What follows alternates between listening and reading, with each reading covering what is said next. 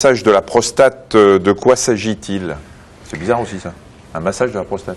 Alors, vous qui savez, qui êtes un vrai médecin de la première époque, si je puis dire, c'est que... Il me prend pour un Dites-moi, grand-père contemporain Michel. d'Hippocrate.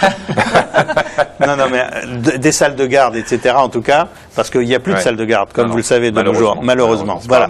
Voilà, et moi, je peux m'en plaindre aussi. Mais donc, de ce fait, dans la médecine dite classique, on disait que quand il y avait des prostatites chroniques, le médecin pouvait faire un massage de la prostate pour simplement décongestionner la prostate, voire même faire qu'il y ait un écoulement d'une sérosité, de quelque chose d'infectieux qui puisse être éliminé, etc.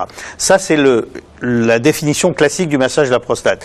Mais quand on en parle maintenant dans des journaux divers et variés, on en parle plus pour augmenter le plaisir et comment amplifier l'orgasme prostatique.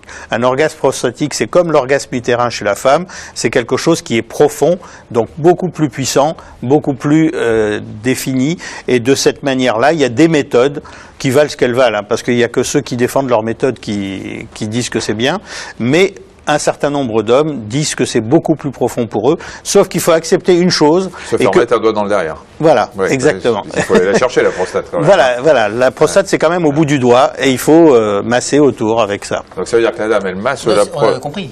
Non, mais vous allez en faire un... Ah ben non, c'est important. Donc oui, la dame, pendant que l'homme va avoir un orgasme, lui masse la prostate. Exactement. Non, c'est pas juste avant ou juste après, ou un autre jour. Concomitamment. C'est concomitamment. Voilà, exactement. Et la question de fond, c'est qu'il y a certaines femmes qui commencent à faire ça, et l'homme lui dit, tu me prends pour qui, etc. Et donc, il faut... parler. Voilà. Faut en parler un peu. Un petit peu.